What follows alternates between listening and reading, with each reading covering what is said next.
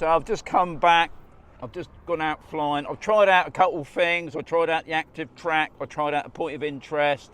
No, I didn't try out the point of interest. I tried the parallel, I did a selfie, I did some of the shots. I also did a bit of flying, went right down the end there, come back, no problem. So I've got to say, guys, that the update to me is fine. Obviously, sometimes some people do have a problem with the updates, but as far as I'm concerned, it took me about 20 minutes to load up.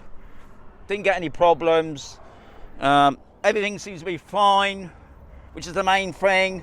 So I just want to put it out there. What I'm going to show you now is some of the footage that I've done this evening after the update.